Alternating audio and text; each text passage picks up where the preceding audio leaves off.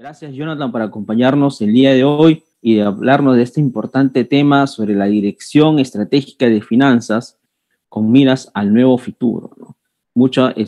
Desde este punto de vista, tú eres especialista en planeamiento, en dirección financiera, y vamos a conversar un poco sobre la dirección en las empresas comerciales, empresas privadas, un poco de las empresas del Estado. ¿Cómo ves tú esta nueva metodología y esta nueva adaptación de todas las direcciones de empresa que se han tenido que adaptar en base a esta pandemia que ha habido también? Gracias, Ronald. ¿Qué tal? Saludar a todos los que se vienen uniendo a este webinar. Agradecerte a ti, agradecer al decanato del Colegio de Economistas de Lima por la invitación. Y sí, tenemos delante nuestro una serie de retos importantes. Estamos rodeados de bastante ruido externo, incertidumbre en el panorama económico, político, por no saber bien cuáles van a ser como que los siguientes pasos que debemos andar, ¿no? Y si ya teníamos la pandemia encima, ¿no? Y ya teníamos algunas cosas importantes que adaptar dentro de nuestros modelos de negocio y demás, pues todas estas cosas adicionales que surgen nos limitan el espectro de acciones que podemos tomar, ¿no? Y mencionábamos bien, pues este webinar tiene un componente con respecto a los retos del cambio del nuevo gobierno porque asumimos que en las siguientes semanas debería estar definiéndose el sendero económico que podríamos seguir, ¿no? Y el contexto en el cual las empresas van a seguir jugando y moviendo sus fichas, ¿no? Ya tenemos algunas señales, tenemos algunas nociones sobre más o menos por dónde podrían ir los siguientes pasos, y de confirmarse ello, pues creo que la economía peruana tiene las bases sólidas, tiene los sustentos macroeconómicos que son bastante sólidos, bastante consistentes para que las empresas se sigan desarrollando como lo han venido haciendo, ¿no? Retomar el impulso que fue enfriado por el tema de la pandemia y el cierre de las operaciones, y adaptarse a estas nuevas circunstancias que vamos a tener, ¿no? Todas estas capacidades, todas estas competencias que en muchos de los casos lo hemos aprendido como que a la fuerza, el tema de digitalizarnos, el tema de hacer comercio electrónico, el tema de darle importancia a las finanzas y al orden dentro de nuestras estructuras de las empresas. Creo que son lecciones claras, aprendidas del foco que debemos tener para mejorar nuestras competencias y dar un mejor servicio al mercado, ¿no? Entonces, si tenemos, digamos, la línea más o menos clara de la cancha en la cual vamos a estar jugando, creo que vamos a poder seguir emprendiendo las acciones que nos lleven a salir adelante. Buenas tardes a todos los presentes, en especial a nuestro invitado Jonathan Jesús Vázquez Malca, economista, especialista en planeamiento estratégico y en finanzas. Un pase para el ingreso. Hubiera querido estar desde el comienzo y inaugurar este webinar. Lo más importante, lo que estaba mencionando Jonathan sobre la importancia de la dirección estratégica y de las finanzas, y eso un poco aterrizarlo en el sector público, que es mucho más complicado ver qué le toca al nuevo gobierno en cuanto a las finanzas públicas. Como bien estaba mencionando nuestro invitado, el equilibrio entre los ingresos y gastos, ¿no? Y más aún cuando se trata del presupuesto público. Lo que pasa es que estamos pasando por una situación sumamente complicada en tres ámbitos, tanto la crisis política, la crisis sanitaria y la crisis económica. Y tenemos que aterrizar y con cierta, no solamente responsabilidad, sino con una visión de qué medidas de corto plazo, mediano y largo plazo debe actuar el próximo gobierno, más aún que no tenemos ya esos ahorros que teníamos antes de marzo del 2020. Entonces, la cosa la va a tener difícil el próximo gobierno, y ahí tenemos que llegar a consensos y manejar agendas comunes que tanto el Congreso puede ayudar al Ejecutivo y el Ejecutivo plantear también puntos de encuentro con el Legislativo a fin de sumar todos, y qué rol también debe tomar el sector privado, que es fundamental para la reactivación económica. Yo no concibo un plan de reactivación económica sin tomar en cuenta el rol que tiene que tomar o asumir el sector privado. Los compromisos tanto de inversiones y de generación de empleo, que son los empleos más sostenibles en el tiempo. Entonces, en ese derrotero, justo uno de los alcances a nuestro invitado, de las pocas posibilidades que tiene en estos momentos, porque también lamentablemente no se puede dar una reforma tributaria, hay que pensarlo muy bien, por la situación, ¿no?, de un poco de freno económico que tenemos, pero también tenemos oportunidades que aprovechar. Estamos gozando por unos buenos precios de los commodities, ver otros sectores mucho más dinámicos, ahora que con la campaña de vacunación esperemos que esto continúe con una mayor aceleración y poder alcanzar, ¿no?, la ansiada inmunidad de rebaño de por lo menos estos 24 millones de peruanos que deben estar vacunados, y quizás ampliar a los menores de edad también, de acuerdo a las indicaciones tanto de la OMS, OPS y de nuestro ente rector, ¿no?, en este caso el Ministerio de Salud. Es importante por cuanto no vemos, digamos, acciones a tomar en los próximos 100 días de manejo económico por parte de lo que toca en el Estado. Es preocupante porque sabemos que se tiene que dar una política fiscal, ¿no?, expansiva, pero saber también cómo se va a financiar. Y eso es importante lo que estaba hablando Jonathan, por cuanto no podemos ir acrecentando más los déficits fiscales. Va a ser negativo, sobre todo si es que cuando nos van a medir, ¿no?, en cuanto a condiciones de riesgo, ¿no?, no nos convienen al Perú, digamos, tener indicadores más altos de lo que ya hemos alcanzado hasta este momento. Al contrario, debemos posicionarnos como uno de los países con mejores condiciones de inversión en América Latina, como hemos estado hasta antes de la pandemia. Carlos, un gusto escucharte, un gusto tenerte ahora ya en la sesión y poder intercambiar ideas. Y sí, definitivamente el reto que tenemos por delante desde el gobierno, ¿no?, esta gran tarea pendiente de poder ejecutar el presupuesto público, el gran tarea pendiente de poder dinamizar la inversión del Estado. Ahora que hemos pasado una gran cantidad de años con una política fiscal férrea que nos ha permitido hacer frente a la pandemia, adquirir las vacunas y lanzar estos programas de apoyo a las empresas que mencionábamos, pues nos queda ya pocas palancas de acción para seguir los siguientes años pues dinamizando la economía como quizás antes sí lo veníamos realizando. Pero a pesar de ello, tenemos algunos factores externos que nos están ayudando, ¿no? La economía mundial se viene recuperando de una manera acelerada, ¿no?, debido a todo este letargo en el cual hemos estado pasando por el tema de la pandemia, y eso está haciendo de que algunos de los productos estrellas que nosotros tenemos, y sobre todo estamos hablando del cobre, tengan precios pues atractivos y competitivos en el mercado, ¿no?, lo cual debería concatenar a seguir pudiendo tener recursos de cara a los impuestos que nosotros vienen de parte de las minerías, ¿no?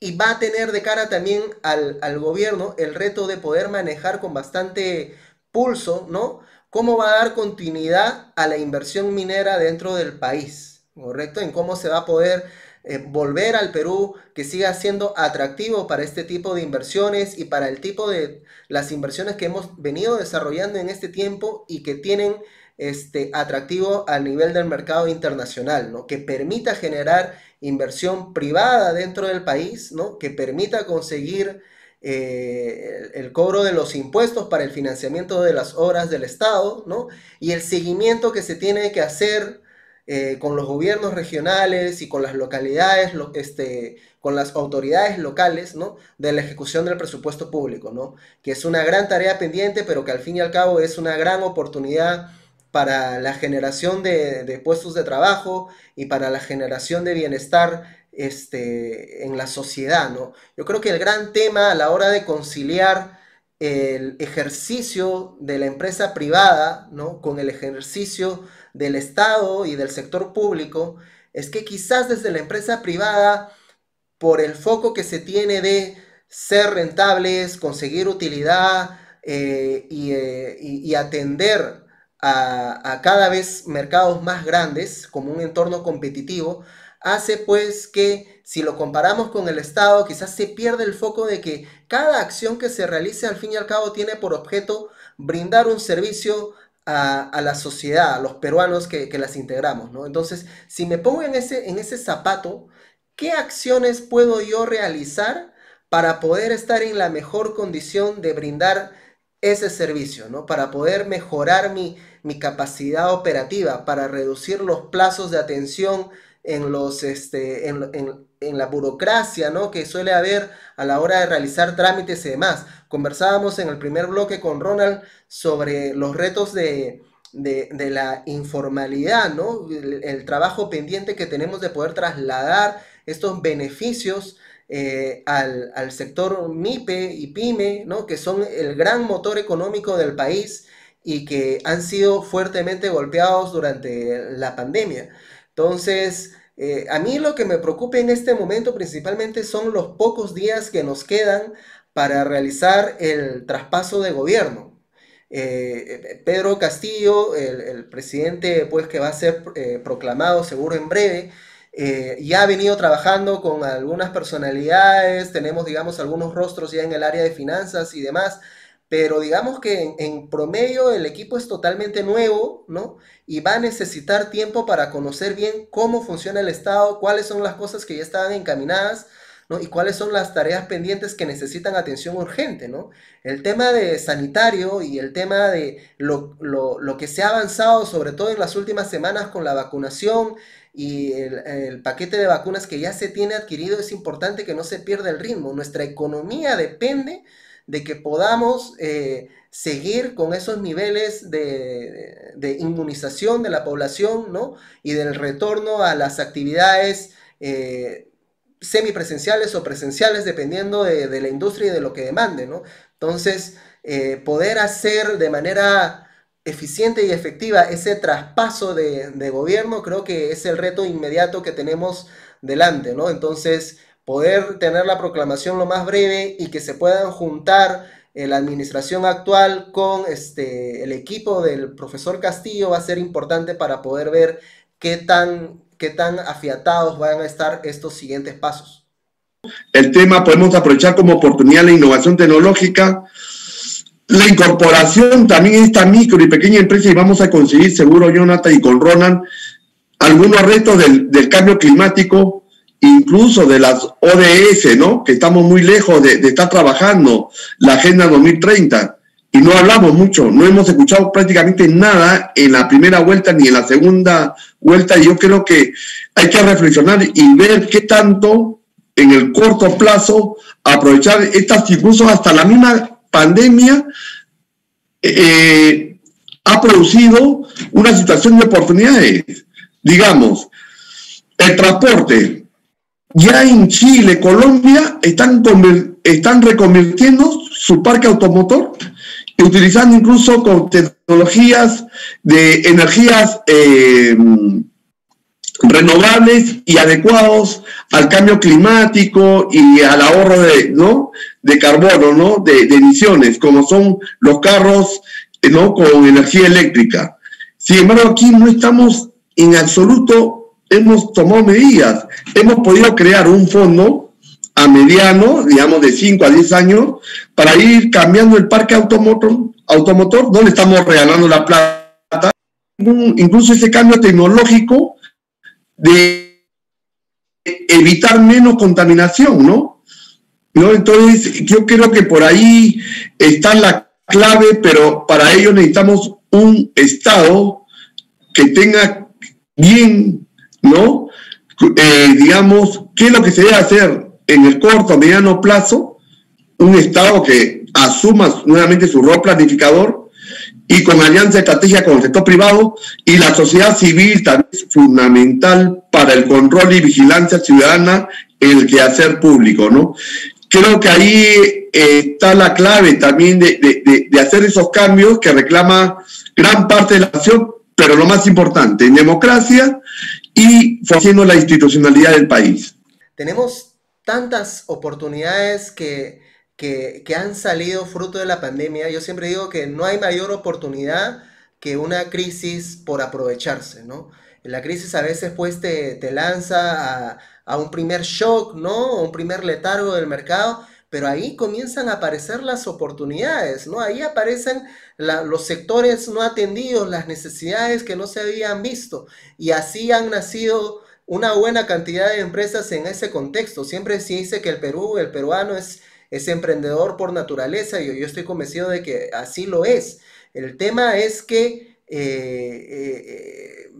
las cosas quizás se cortan por la falta de acceso a la capacitación, a poder tener mejores herramientas con las cuales hacer crecer los negocios, ¿no? Me queda claro y soy fiel testigo del trabajo que se viene haciendo desde el Colegio de Economistas, los convenios que se han realizado con empresas como Equilibrio Financiero, que lidera Ronald Kazan, los diplomados que se vienen lanzando en conjunto de cara a fortalecer estas competencias de los microempresarios, inclusive del sector financiero, para mejorar la gestión de los negocios y empoderar este crecimiento que tenemos ahí como potencial, pero que si no nos apalancamos, no solamente en los financiamientos externos que podamos recibir, sino en el conocimiento que se pueda generar, difícilmente pues vamos a lograr mejores niveles de desarrollo. Entonces, yo sí estoy convencido de que el Perú tiene y sigue teniendo todo este potencial ahí atractivo para poder ser la economía que siga liderando el crecimiento de Latinoamérica en la región, ¿no? Así lo dicen también las proyecciones para el crecimiento de este año y del siguiente año en el PBI. Haciendo pocas cosas vamos a poder seguir teniendo una tasa de crecimiento importante. Pero la cosa pasa, y como bien menciona el decano, ¿no?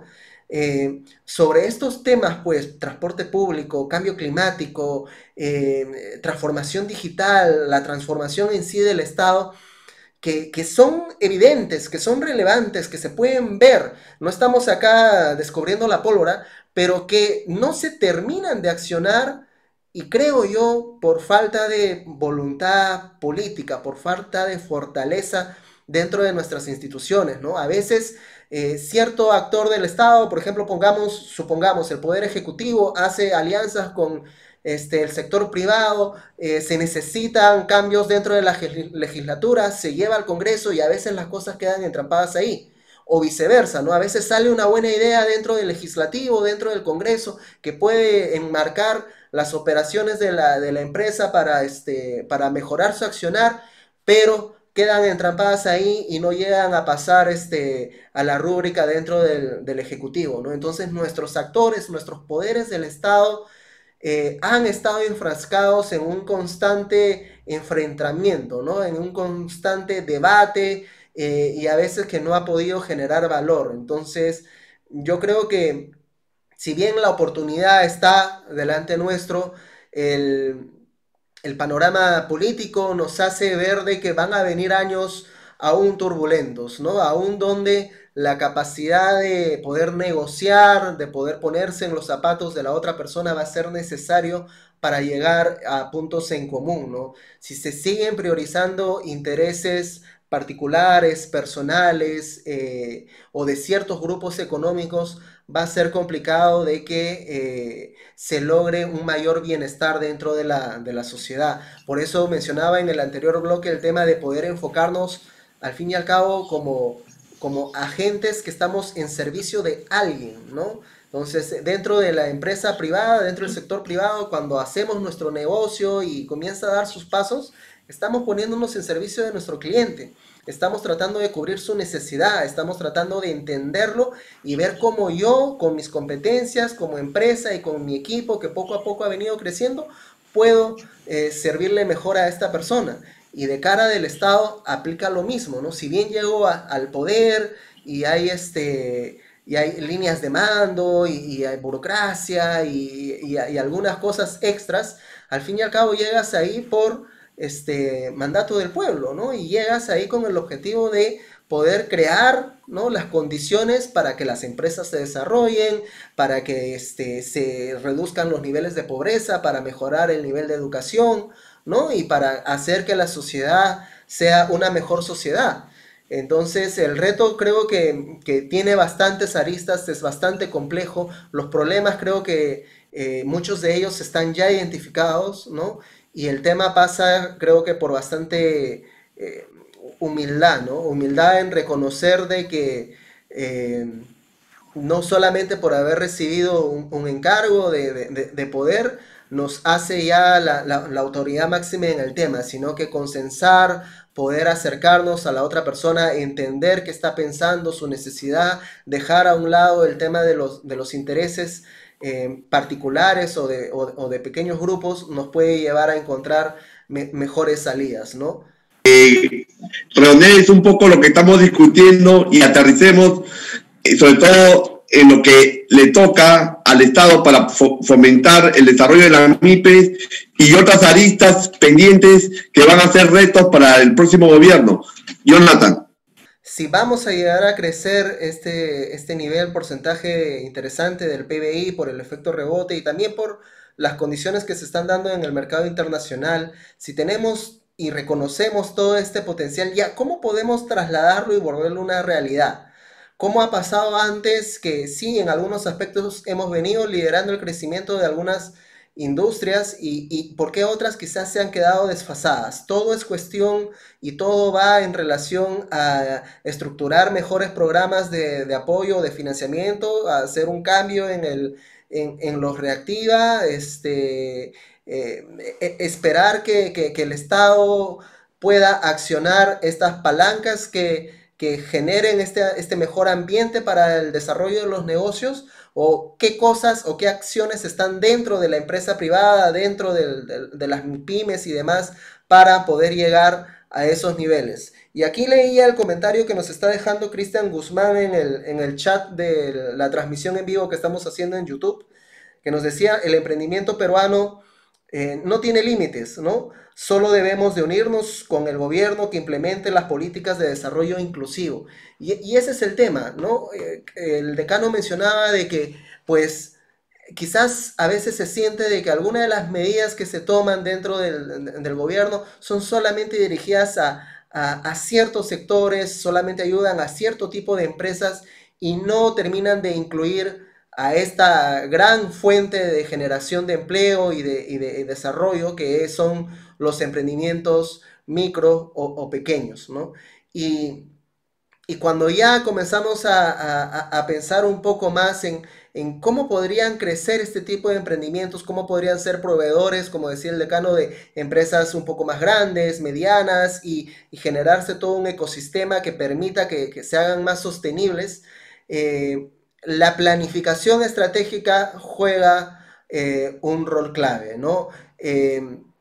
Si nos podemos analizar, si tomamos la debida pausa de no solamente llevarnos por el ímpetu de la venta inmediata, ¿no?, o de los resultados inmediatos, y si realizamos un trabajo de planificación, podemos detectar, ¿no?, estas oportunidades que estábamos mencionando que existen en el mercado y van a seguir existiendo en los siguientes años, ¿no? El mercado no es una constante, el mercado cambia de manera dinámica, ¿no? Y nuestra oferta como emprendedores también tiene que ser dinámica. En los productos que ofrecíamos antes de la pandemia, muchos de ellos dejaron de tener relevancia con la pandemia encima, o quizás los canales de comunicación que estábamos utilizando para llevar nuestra oferta a los consumidores finales ya no eran los idóneos y los adecuados. Entonces, si hacemos un ejercicio de planificación y alzamos un poco la mirada ahorita, que quizás estamos ya recuperándonos, que quizás estamos volviendo a tener cierta utilidad, ¿no? Si hacemos ese ejercicio, vamos a poder dilucidar cuáles son las siguientes acciones que debemos tomar, ¿no? Si nos enfocamos solamente en el presente, en el hoy, en vender lo máximo posible, para tratar de obtener la liquidez que quizás pueda salvarnos el día a día de la empresa, debemos también estar en la condición de poder diferenciar si no estoy tomando estas acciones a costa de mi futuro, ¿correcto? Si no estoy hipotecando el futuro del negocio por acciones que tome el día de hoy, ¿no? Y que inclusive se dieron muchos casos dentro del contexto de la pandemia, ¿no? El tema de dejar de pagar a proveedores o de romper la cadena de pagos, que son cosas pues que te sirven para ya tratar de asegurar algo de liquidez hoy, ¿no? Pero que mata el desarrollo de tu negocio de cara a futuro. No vas a poder volver a negociar con este proveedor, y mucho menos si es que era estratégico dentro de tu proceso productivo. Entonces es necesario tener siempre ese horizonte, esa capacidad de poder alzar la mirada y determinar cuál debe ser mi camino estratégico y no solamente de desarrollo de resultados en el corto plazo, ¿no? Entonces, si identifico mi problema raíz, si identifico cuál es este problema que yo debo hacerme cargo, ¿no? Y genero las alternativas y veo cómo impacta dentro de mi organización en los 3 niveles, en el nivel de resultados, en el nivel de conocimientos y en el nivel de unidad dentro de mi equipo, voy a poder determinar cuál es esta acción, cuál es este camino que yo debo seguir de cara a poder seguir desarrollando un modelo de negocio que me permita no solamente pasar este año, sino que sea sostenible en el tiempo. Jonathan, sí, justo coincido contigo, y un poco esa mirada en enfoque de planeamiento estratégico y de dirección, ¿no? Estratégica que adolece el Estado. ¿Cómo podemos aterrizar? Por cuanto no hemos visto por parte de ese plan, ¿no? Que en realidad desde su creación nació como un organismo adscrito a la PCM de segundo nivel, pero prácticamente con muy débil accionar, no tiene la fuerza, digamos, en cuanto a ejercer, ¿no?, competencia de gobernabilidad en el tema de planeamiento, vinculado a la inversión pública, vinculado al proceso de descentralización. Entonces tenemos cajas chiquitas, pero que al final no nos han dado resultados, ¿no?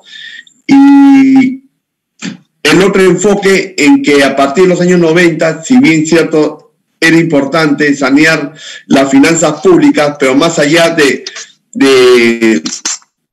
estabilizar la economía del país, también debimos de planificar mejor el desarrollo, ¿no?, resolviendo los desequilibrios de desigualdad, ¿no?, de mayor posibilidad de desarrollo de la población en diferentes realidades territoriales. Y creo que ahí también hemos fallado, ¿no?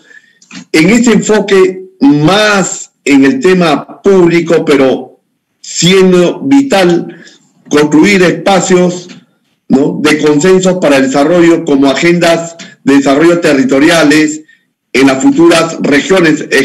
Ojalá que se puedan crear esas regiones, macroregiones, más allá de la mirada territorial de un departamento, sino cómo unir el país en forma transversal a fin de que esos desequilibrios territoriales se puedan resolver en el tiempo. Me preocupa de que si seguimos con esa organización del Estado, no vamos a poder promover ese cambio, porque al final, indistintamente de la mirada o de la opción que haya tenido el ciudadano de a pie, incluso cada uno de nosotros que estamos un poco reflexionando en este proceso electoral, creo que lo más importante es cómo producir este cambio, pero un cambio que nos reedite lo que estabas hablando al comienzo de este webinar, el bienestar de la población, así como la empresa privada procura darle una mayor satisfacción a través de ese producto, de ese servicio, ¿no?, a su consumidor. El Estado también debe pensar en darle un mejor bienestar a la población, y eso se logra con la conjunción de esfuerzos de todos: Estado, sector privado y sociedad civil, y cada uno asumir su rol que le toca, ¿no? Entonces, me preocupa qué tanto podemos tener ese manejo si es que seguimos con esas taras y ese enfoque de organizaciones estanco, ¿no? De islas que está acostumbrado el Estado a trabajar, ¿no? Por cuanto no hemos construido una gestión transversal y de cómo trabajar a través de una gestión por procesos en las distintas entidades del Estado y más aún en los 3 niveles de gobierno de una forma más articulada, ¿no? Sabemos que lo que nos va a faltar es recursos y creo que si no implementamos ese performance en la gestión pública, vamos a seguir en lo mismo. Entonces, un poco que ese otro alcance que te hago llegar, Jonathan, para que un poco podamos, digamos, aterrizar con tu presencia, ¿cuál sería, digamos, los lineamientos mínimos de trabajar a partir del 28 de julio con el nuevo gobierno?